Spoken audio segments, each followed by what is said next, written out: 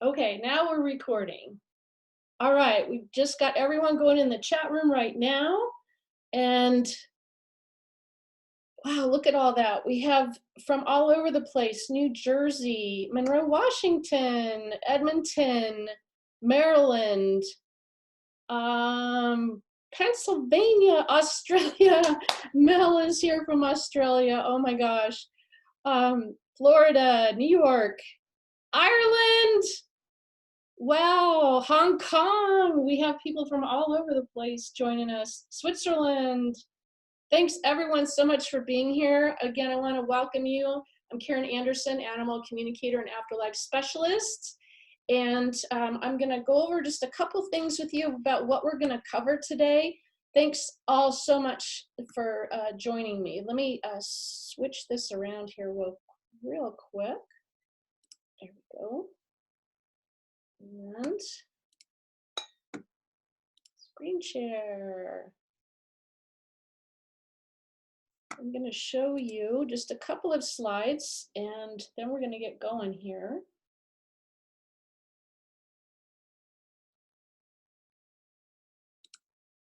Okay, give me a nod of your head. Can you see my slides? Can you see this? Yes? Okay, great.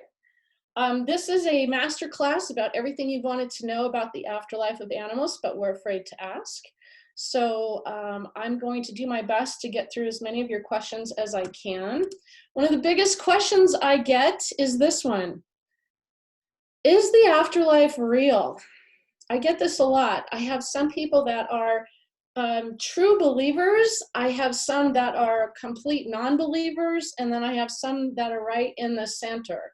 So wherever your beliefs are, you know, I am not here to convince you of anything one way or another. I'm just here to share my experiences with you and tell you that I am 100% totally convinced and believe wholeheartedly that the afterlife is not only real, but it's all around us. It's not in some faraway place. It's not beyond the clouds somewhere out of our reach. It's all around us, and your departed loved ones, both human and animal, are around you and near you and never far. They can hear you like you're hearing me right now, but it's with an inner ear. It's almost like a sense of knowing. And the way I kind of describe it is like in your dreams. You know how when you have a dream and there's like, let's say your best friend or, you know, a family member that's in your dream, you don't really talk to them like verbally, like I'm talking right now, but you just sense in your dream that it's them. And that's how it is in the afterlife. Your pets can sense that you're near. They can sense that you're happy. They can sense that you're sad. They have all of those senses just like you have in your dreams. So that's very much what it's like. They hear with this inner ear. It's a sense of knowing.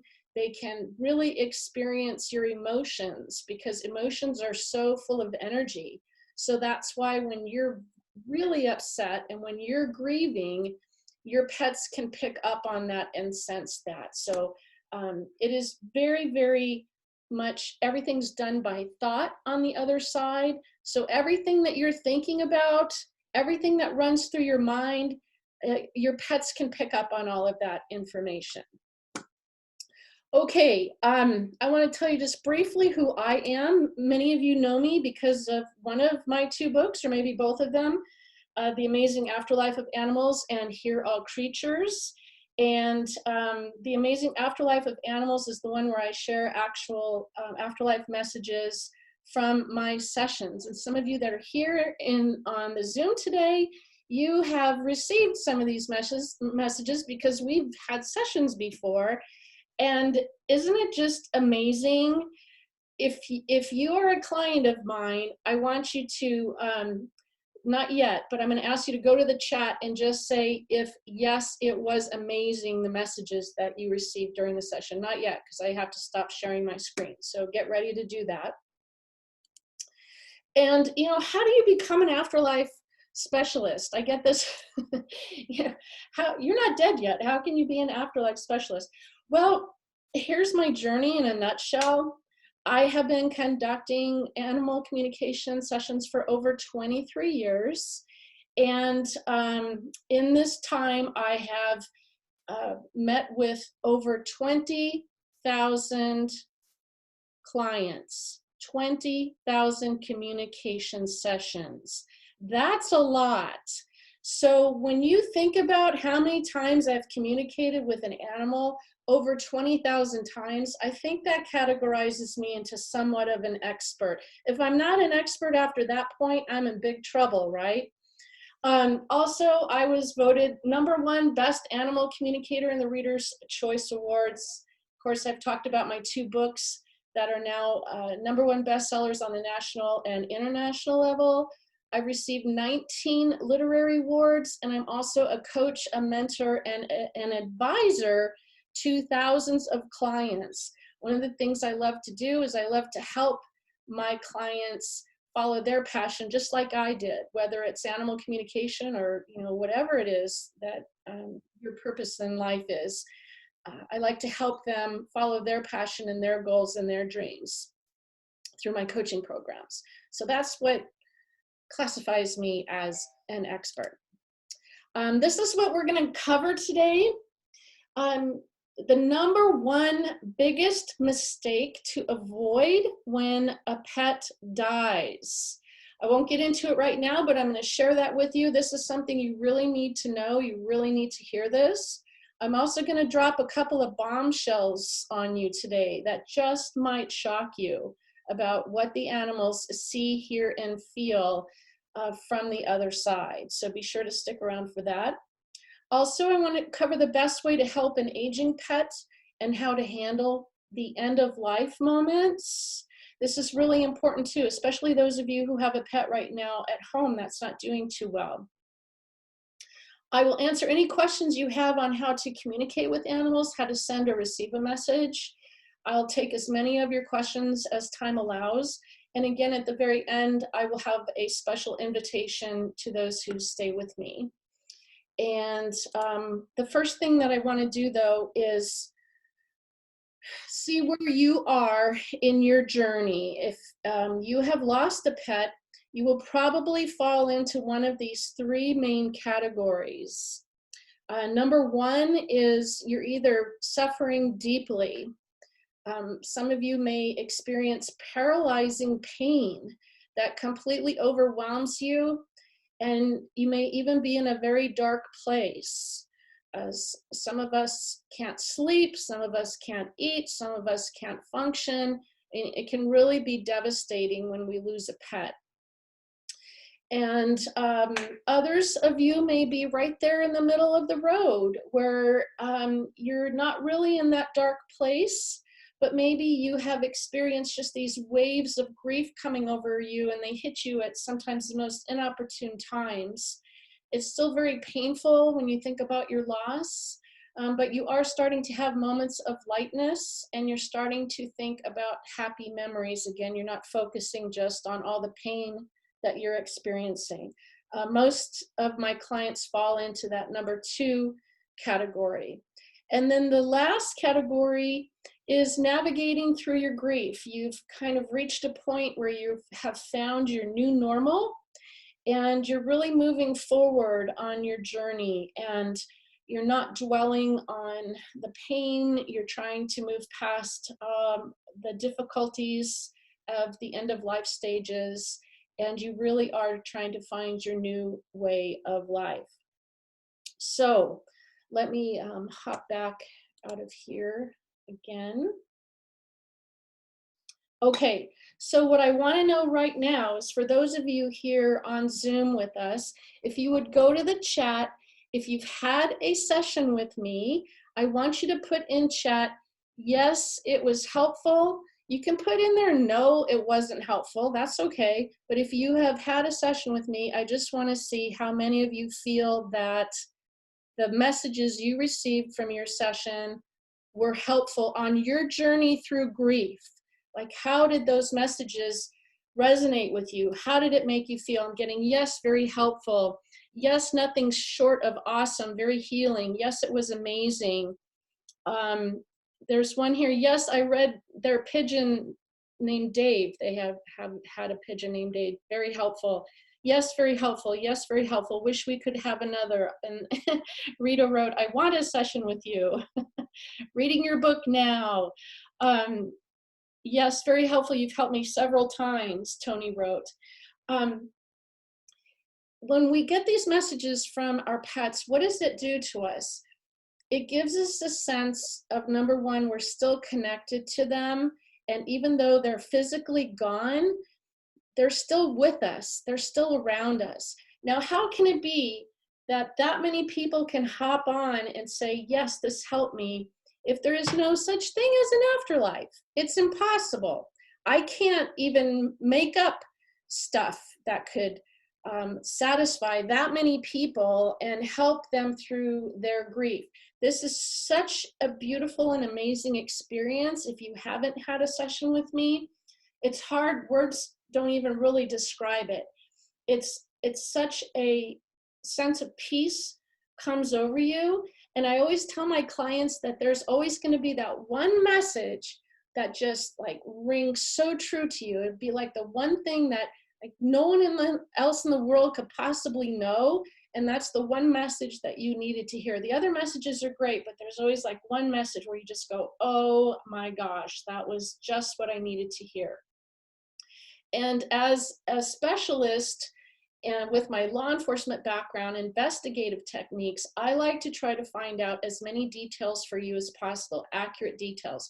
I am not one of those who gives general messages. Oh, your pet loves you and they miss you. I don't do that. I dig in and I deliver really accurate messages. And it's so incredible the amount of healing that takes place from that. So, and I'm reading in the chat here, your books are amazing. They really helped me. You were kind enough to help us after our pet died. Kevin writes, very grateful. Your books helped me tremendously. Your book gave me great comfort. Thank you all so much for all of that. It warms my heart. And I want to give every single one of you a hug and say thank you for that, because it makes me feel like I'm really doing what I was meant to do on this earth and in this lifetime. So, okay, let's jump right in. I want to talk first about the biggest questions that you have about the afterlife. So if you want to jump into chat and ask your question, and remember, I can't do any personal readings today. I'm sorry, we don't have enough time, but please pop a question into chat of what you would like to know about the afterlife or what happens when a pet passes away. Just go ahead and pop something in there and I'll start going through these. Shauna wrote, your books are so helpful. Jeanette wrote, your book took me from phase 1 to phase 2. Thank you for that. Maureen writes, is it too soon to have a session right after a pet passes? Great question, Maureen. Thank you for that. Okay, here's my honest answer. Yes. Not because the pet isn't ready. The pet is ready. You need to be ready. And the reason that you need to be ready is because when a session is conducted, you bring your energy to the session. So if you are in a state of grief, if you are in a state of pain, if you are unable to focus because of your grief, that's not going to bring the best energy to the session. I'm going to have to work 10 times as hard to get any information through because your grief is so powerful. It'll be like putting a heavy wet blanket on your pet's messages. I'll have to like swim through mud to try to understand them and to hear them because your grief is so heavy. So because of that, I recommend that you wait until you are emotionally calm and balanced. Tears are always welcome, but really truly be in a place where you are open to receive. So if you're stuck in that number 1 position where you're in a dark place and you can't function, you don't even want to think about life without your beloved pet, that's not a good time. And I hope you can appreciate that from my standpoint, that it makes it hard on me. And I'm going to make a confession here. I'm lazy. I'm a lazy psychic. I'm a lazy animal communicator. I don't want to work any harder than I have to. It takes a lot of energy to do what I do. So if you bring that heaviness to the session, you're going to make me work harder. And I don't want to work hard. I want to deliver the messages. I want to be able to share those with you, and I want you to be open to receive. So great question there. Okay, do they follow you when you move? Another great question. I didn't catch you said that because the chat is going by so fast. So yes, they follow you. When your pets and human loved ones pass away, when they make their transition, I call it making a transition because they transition from physical into spiritual, they go wherever you go. So you could move halfway around the world. You could move to the Antarctic. You could move to Australia with Mel. You could be anywhere in the world, and your beloved pets and human loved ones will be with you. Why? Because they're coded. You know these little barcodes we have on? There we go, these little barcodes. Your soul and your loved ones' souls have a code where they recognize each other, similar to a barcode.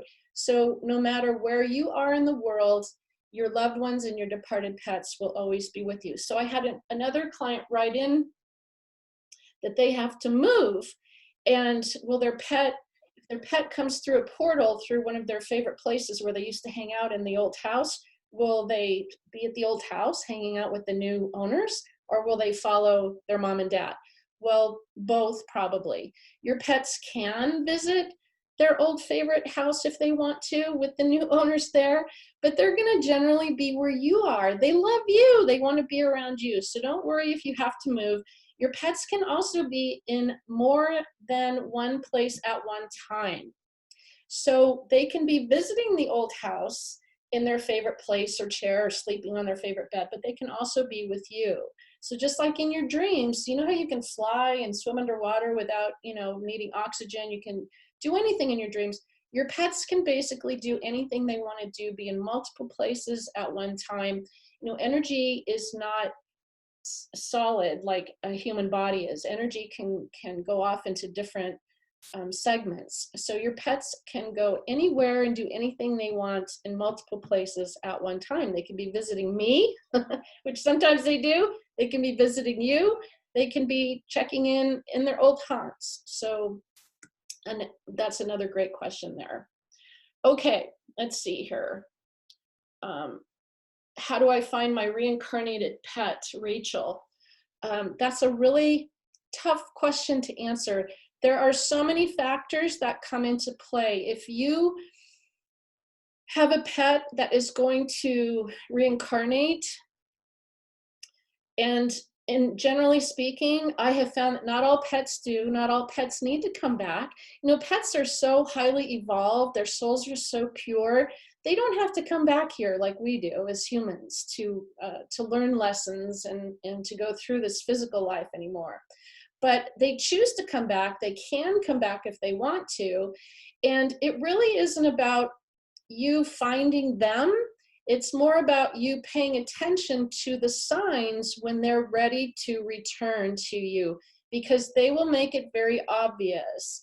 Now, in The Amazing Afterlife of Animals, I share a story about Captain, my client and friend Frank. He has been a client of mine for over 12 years now, and we met because his dog Captain passed away. And we did a session, and Captain came through and said that he wanted to come back. And he gave us a series of clues as to what to look for. And Frank was able to follow those clues, and basically everything lined up. Everything that Captain told us in the session happened, and Frank was able to find his next dog, Cash, because of all those clues. That is like the perfect scenario. Does that happen every single time? No, but you will have a sense. It's like an inner sense or a knowing that your pet is trying to come back to you. They'll send you little signs. You'll get a sense or a feeling. You'll start dreaming about them.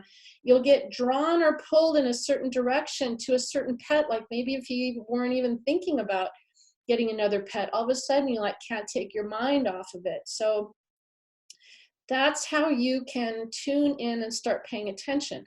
I recommend just flat out asking your pet out loud or quietly in your mind, if you're going to come back to me, show me. What are you going to look like? How will I know? Ask them for a sign. You don't need me to do this. You know, that costs money. You know, I'm going to charge you. You can ask your pet and they will give you signs. Your job is to just pay attention to those signs and that inner sense of knowing, because they will let you know that they're ready to return. So another great question there. Okay, let me see here. Okay, how do they send signs? Okay, another really good question. There are so many different ways your pets can send you signs from the afterlife. The number one way a pet communicates with us from the other side is through our dreams.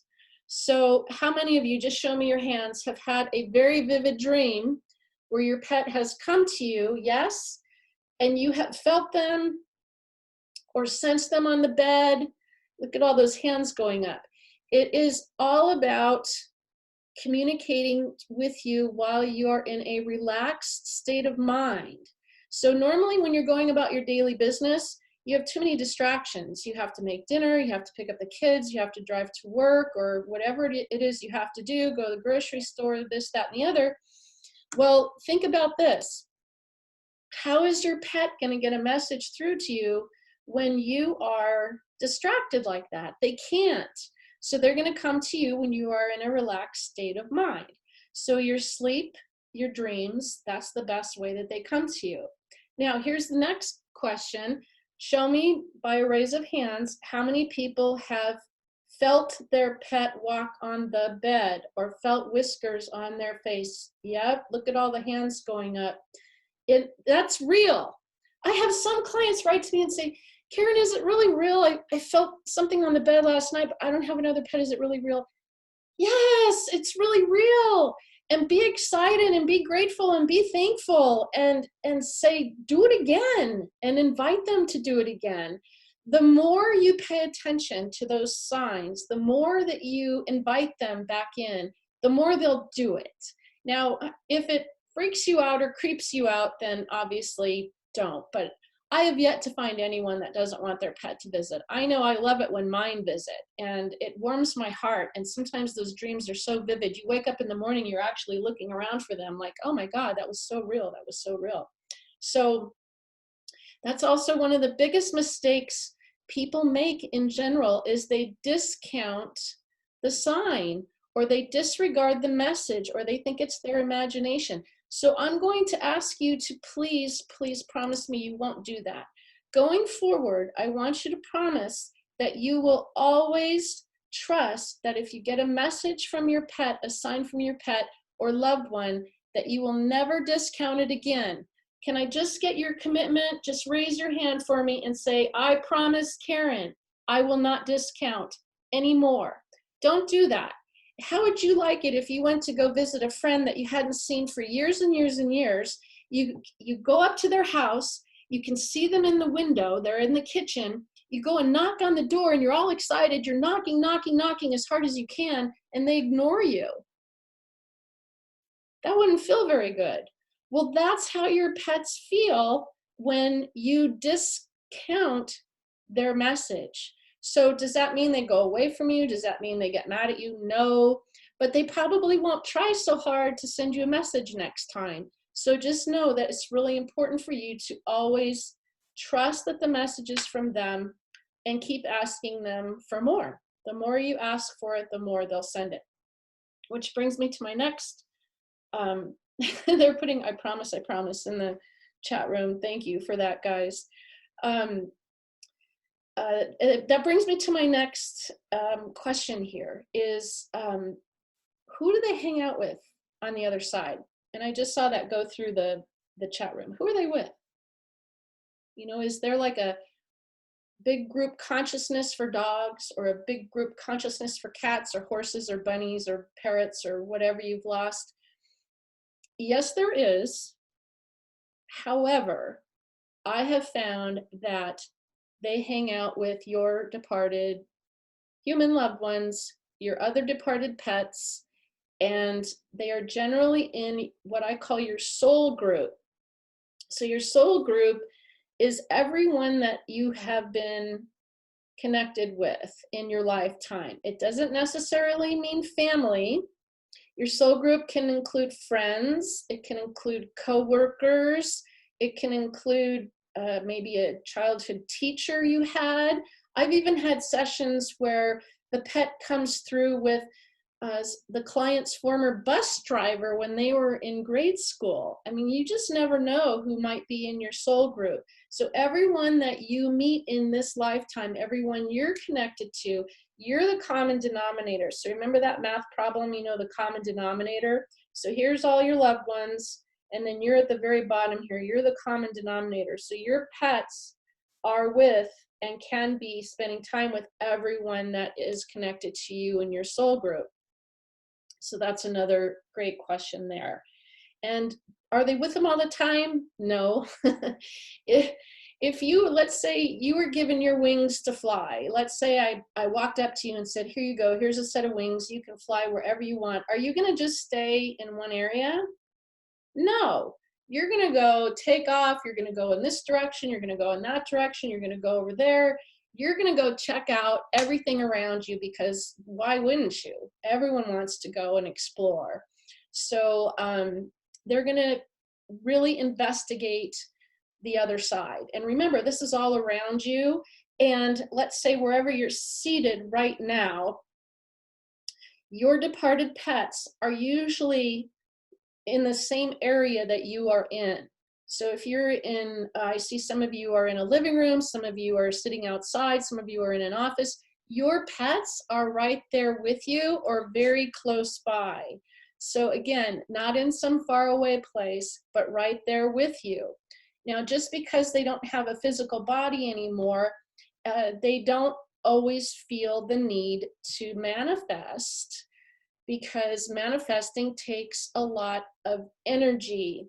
So just like your cell phone, I have mine turned off, but just like your cell phone, it has a battery, and this battery has to be charged or you can't make any more calls. Well, when a pet manifests, guess what? That drains all of their energy, and they have to have some kind of fuel in order to continue to exist or move things or show up in your living room or in your home. It takes energy and fuel to do that. So they're very conservative in nature. They will hold on to their energy and conserve it.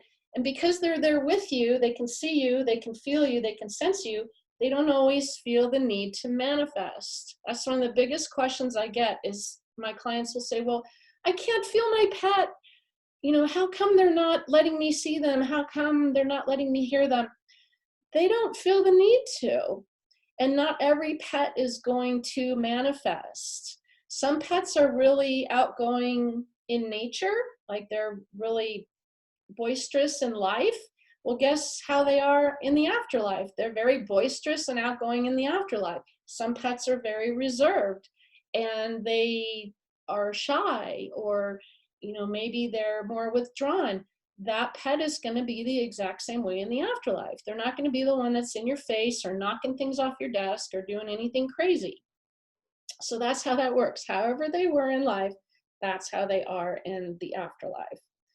And okay, I have to go circle back here to my other questions here real quick.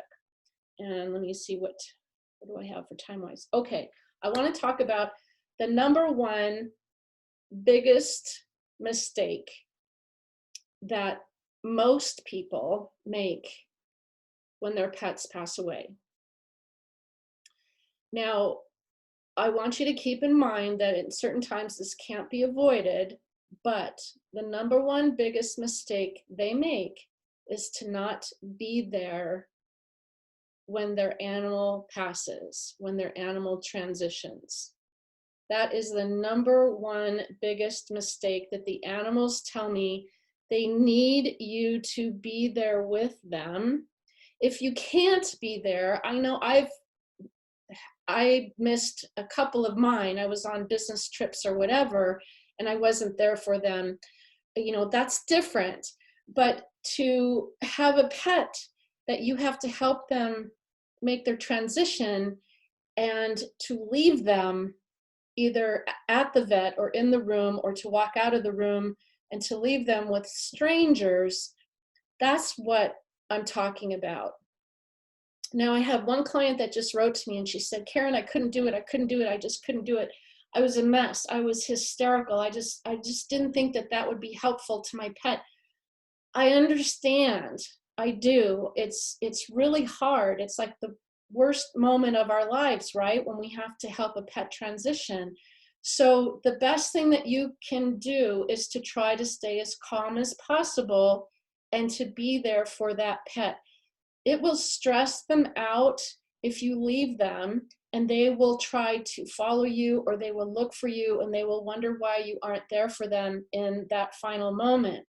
So to help you get past that, if you're one of those that says, no, Karen, I can't. Well, let me ask you right now, how many people stay with their pet? Raise your hand. How many people stay with your pet at the end?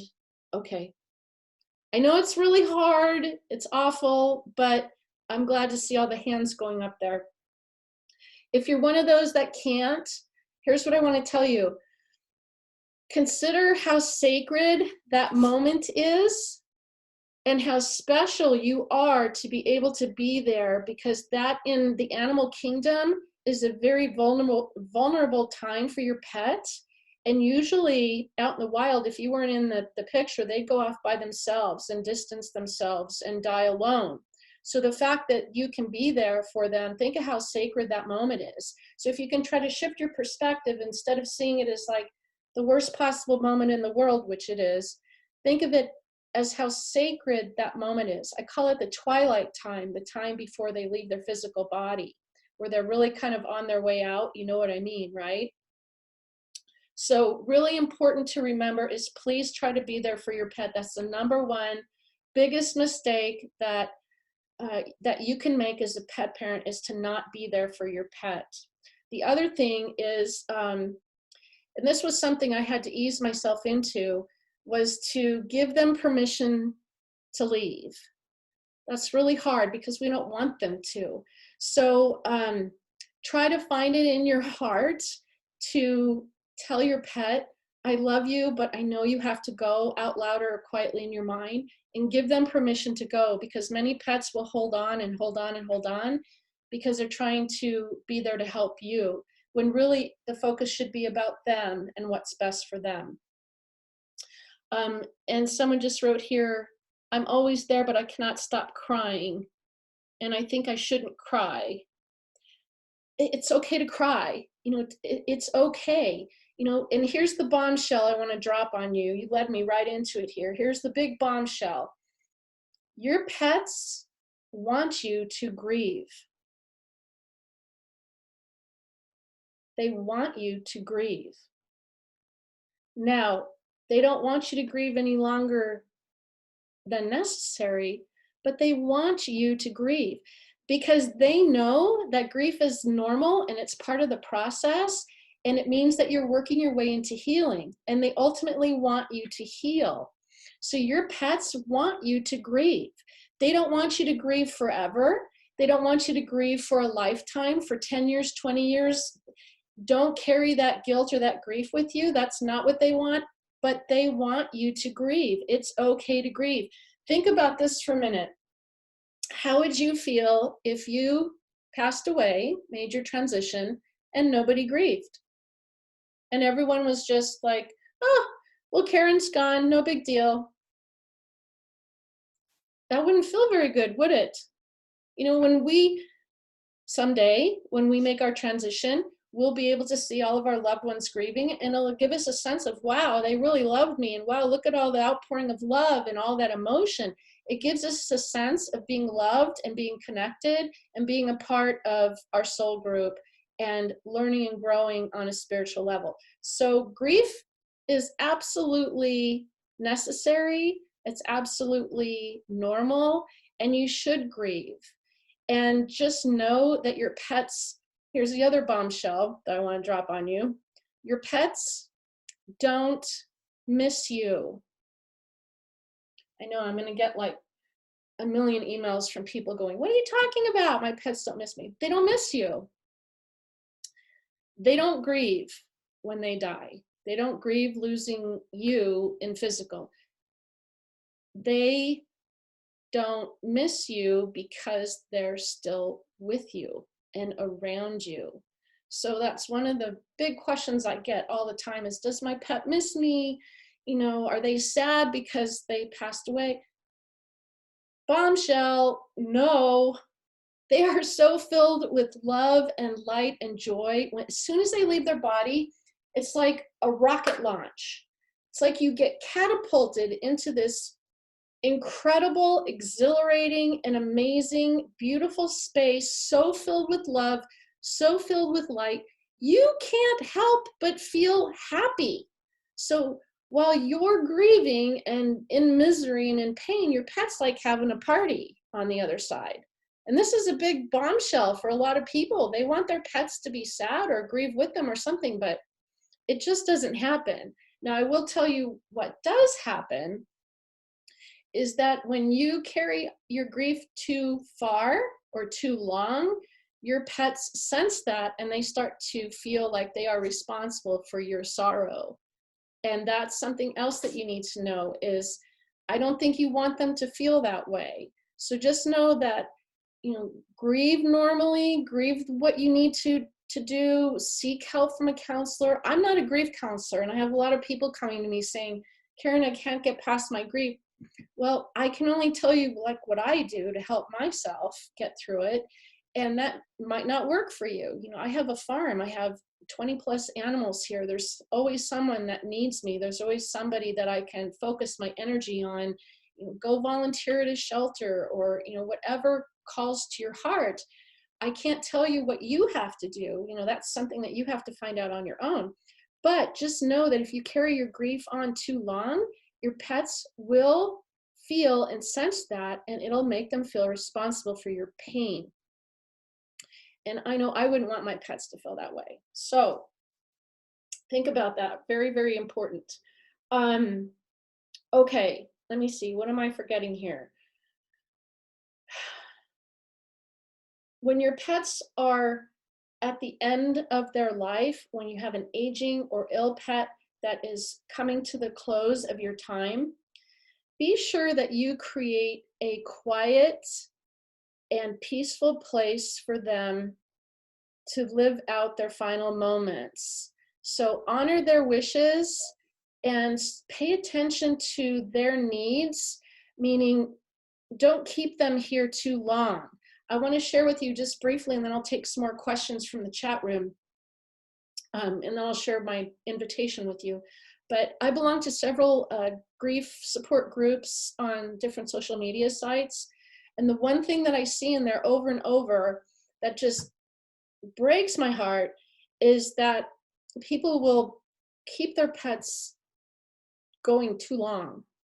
Like I can see by the animals' photos that they post in these groups that the animal is like so ready to go and their human is not letting go. And I'm guilty. I've done it. Okay, I admit I don't do it anymore, but I've done it. I've kept my pets sometimes longer than I should. Can any of you relate to that? Just weren't ready to let go? I know. It's really tough, but we can't be selfish at that point. We have to think about them and what's best for them. And I know it's an impossible decision to make as to when is the best time to euthanize. I can't even get into that right now. I do talk about it in my book, so you can find out more in my book if you don't have it yet. It's different for everyone. But I would say, and generally speaking, the messages that I get from the animals, more pets tell me that they were ready to go way before their human parents were ready to let them go, way before. So that's something to keep in mind. They don't want to die necessarily, but they don't want to be here if they aren't truly living life and enjoying life. They don't want to be in a body that has failed them any more than you or I would want to be in a body that has failed us. So keep that in mind, and please try not to keep your pets here longer than necessary. And each situation is different for sure. Okay, I got to jump to my invitation because we're already at the 45-minute mark. Gosh, I can't believe how much time goes by here. Okay, I'm going to switch this around again. You guys, thank you so much. There's still like so many people that stuck through the end. So let me get over to my screen share again. Okay, I have a special invitation. Again, I told you I'm not selling anything today. I just wanted to be here to answer questions and to share information with you. So this is just an invitation for volunteers. I have a couple of really exciting things coming out. I have my mobile app. I'm looking for 25 volunteers to test my mobile app. This is launching on Friday, the 15th of May, and that's what the developer told me. And what this is I just want you to go in there, test it out, see if the buttons work, and then post a review on the mobile app site. So not a whole lot to it there. Also, I'm looking for volunteers to help me research and create a better animal communication course. Those who volunteer will get a special discount on my upcoming course for helping me out with that. And also I'm creating an online course for Third Eye Awakening. And again, those who help me answer those research questions will get a discount on those courses. Again, this is just today, this is just for you guys. And I'm gonna pop a link in here so that you can go right to my website and fill out the form. So bear with me here 1 second. And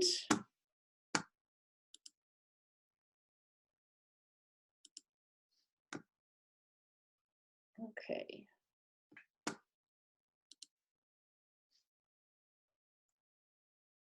It's just so cool to see all your faces here. I'm going to try to do more of these master classes on Zoom, and just to answer your questions and to be a resource for you and to help out as much as I can. So here we go. Here it is, mobile app launch. And some of you may have already filled this out for me. And to those of you who already did fill it out, you'll be getting a notification from me soon as to the details of the app. I'm very excited about this mobile app. So here's, drop this in here.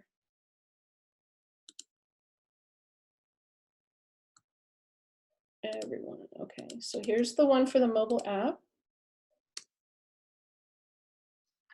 And this is the one for, and if you volunteer for the mobile app, you will be entered into a chance to win a free pet session. I'll give away one 30-minute free pet session if you help me with the mobile app. And then let me get the other one here.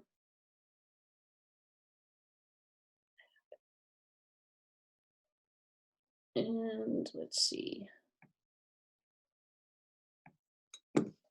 Third eye. Okay, here's the one for the third eye. This is an e-course that I'm creating to activate your third eye, which is one of the things that I use to connect with animals. It is a great tool. Once you know how to activate your third eye, you can get all kinds of great detailed messages there. Okay. Did you guys did both of those links show up? Can somebody tell me? Yeah, both of those. Okay, thank you. And then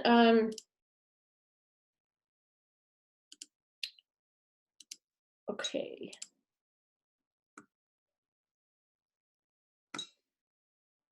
And for my online animal communication course, I don't have an actual form for that yet.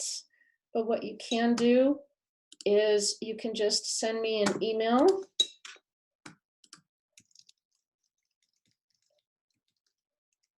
You can send me an email and be sure you put in the subject line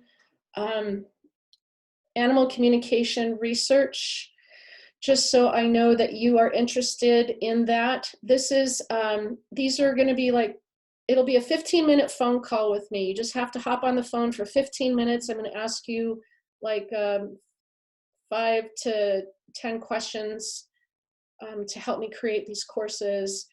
And those of you that help me out will get a special discount and a special offer. So just send me that email for that. And now what I want to do is, because those of you who stuck with me to the end, I told you that one person will get an appointment with me in May. I have one spot that I can open up to you. For those of you that have been waiting a long time for a session, I want to thank you for your patience. My calendar has been absolutely crazy, as you can see, with all these projects that I have going on. Plus, I am also writing my next book. So there's just been a lot on my plate that I've been trying to open up some spots for you. So what I want you to do is I want everyone to get ready to type something in the chat room here. This is for the, this will be an email session that I will do in May. It's a 15-minute spot I had open up. So this is for one person and one person only. I'm going to ask for the 10th person who writes in and gives me the correct answer will get this free session with me. And here's your question. Get ready to type. In my books, I tell a story about a divine message that I received from an animal who got me back on track to get back to animal communicating. What type of animal? The 10th person is the winner. So let me go through here. We're going to announce this live. Wow, look at all those answers coming in. Okay, there's 1, 2, 3, 4, 5, 6, 7, 8, 9, 10. Okay, Lauren Overrocker, you're number 10. Lauren, where are you? Let me see.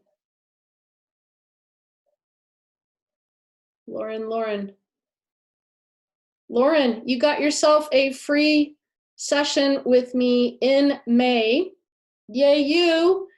I will have you circle back with me. Go ahead and email me at my email address there. You just got yourself a free session. And yes, the answer is a dove. A dove was the animal that guided me back to my path as an animal communicator. Okay, I'm going to spend the next few minutes answering more questions that you have in the chat box. There's Lauren. Lauren's finally said thank you. You're welcome. Yay, Lauren. So go ahead and post a question for me. Anything else that I can answer? If you have a how-to question, if there's something you want to know, I'll get to many of these. I'll go right up to the top of the hour and then I'll stop there. So as many questions as possible. Am I going to be open for sessions soon? I hope so. I'm trying to get these projects done, but my calendar is just so jam-packed. Okay, can a deceased pet come through a living pet? Oh, great question. I can't see who wrote that, but yes, it's called soul sharing, and I write about it in my book. So you may have had this happen where one of your pets, one of your living pets all of a sudden starts acting like one of your pets that just passed away. And you're thinking, what am I going crazy here? No, that's called soul sharing. Your departed pets will come in through the physical body of your existing pet, and they will start doing some of the same behaviors and characteristics. They'll even eat certain things the other pet liked, or that they liked, that the existing pet doesn't like. It's just so crazy when it happens. And yes, they can visit, and they often visit that way because they want that physical contact. They want to be able to nuzzle with you and snuggle with you. So yes, they will do that. And it's very cool when it does. Now, it doesn't usually stay that way, but yes. Okay, let's see. Okay, good question. Maureen wants to know, do our pets want us to keep their ashes or scatter them? And again, I go into more detail in my book about this, but I have to tell you, your pets don't really care what you do with their ashes or their remains. What they love is that you make a big deal out of them when you do that. So no matter what you do, if you choose burial, if you choose cremation, if you choose mass burial at the vet office, if your pet disappeared and you don't know what happened to it, doesn't matter. What matters is that you celebrate them and you make a big deal out of it when either you get their ashes or when you do have a memorial or when you do create a little area for them. That's what they love. So it's not the fact of what's with their ashes, it's the fact of what's coming out of your heart. That's what they're responding to. Great question. Okay, let's see.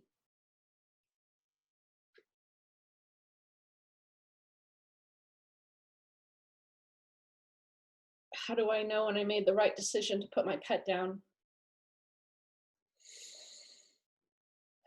Jose, you know your pets better than anyone in the world. You know them better than your vet. You know them better than me. I will never tell you when to put a pet down. That is a private and personal decision only you can make. You have to trust what's in your heart. You have to be able to look at your pet and go, you know what? They're just existing. They're not really living. They're just existing. They're not able to eat on their own, drink on their own. They can't move around on their own. They're in physical pain. They're crying out. They can't sleep. Those are all indicators that it's time to let them go. Each case is so different. So it just really, you just have to trust what's in your heart. How do I know I made the right decision? You just have to trust that you made the right decision. Do deceased pets communicate with the remaining pets? Yes, we talked about that. They will come through, share a soul.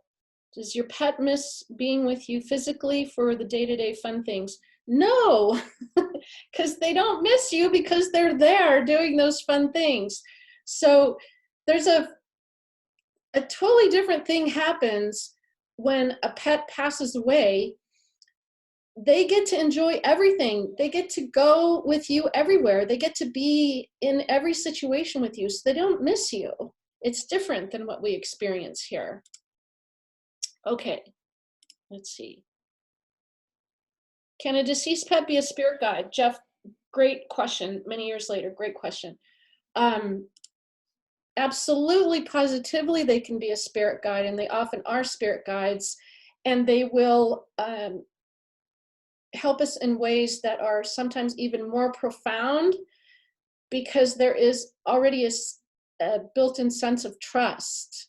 So many of our spirit guides, those of you who know your spirit guides and have a relationship with your spirit guides are basically invisible helpers that many of you don't even realize you have, but you have them. Some are with you at the moment of birth.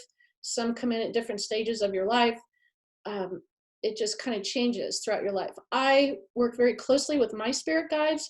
I call them the bucket brigade. They're the ones that go out and bring me the animal's energy so I can do my sessions. I don't do all this by myself. I have helpers. So yes, our pets do become our spirit guides. Pets are so highly evolved, and so are our spirit guides. Our spirit guides are super highly evolved. They've basically earned the right to be a spirit guide, and your pets are one of those too. Animals are one of the most highly evolved creatures on this planet. And they're so pure. They don't, well, most of them don't have agendas. Cats have agendas, but most of them don't have agendas. So they're so pure. So that's a great question. I love that. Let's see, can we ever miss our pet coming back to us? Okay, great question. I have like 1 minute here. I get this a lot. What if my pet reincarnates and I miss them? Personally, I can only answer for me. I've never seen that happen. Your pet is meant to be with you and you only. So if you didn't see the signs or didn't catch the signs, this is what I've experienced. Don't worry. Another opportunity will find itself down the road. So last question here. I have to cut it off here because we're right at the top of the hour. Can a pet come back as a person or the other way around? Yes. And again, I go into that in very deep detail in my book, The Amazing Life of Afterlife of Animals. Okay, you guys, thank you. It's the top of the hour. I would like to invite you a couple of things here. If you could join me on my Facebook page, I have a link I can post in the chat room here. This is a great way to stay in touch with me. And I have like over 25,000 pet lovers on my Facebook page. That's a great way to join me. The other great way is if you are not on my VIP family yet, I would like to invite you to my VIP family. VIPs get special invitations, special discounts, all kinds of cool stuff. So there you go. There's the links. Thank you all for being here. Thanks for sticking with me to the end. This replay will be posted on my blog in about an hour or so. So thanks everyone so much for bringing such beautiful energy to this meeting today. I appreciate each and every one of you. Look at all the thank yous coming through. You're welcome, my pleasure. If you've read my book and loved it, please share it, tell others about it, and pass along that to someone who is struggling with a loss. And if you haven't read it yet, please get a copy. Sign up as my VIP family member and you'll get a special price on my books and even sessions. So look at that. All those, I loved your book, thank you. Okay, everyone, goodbye for now. Mwah, mwah.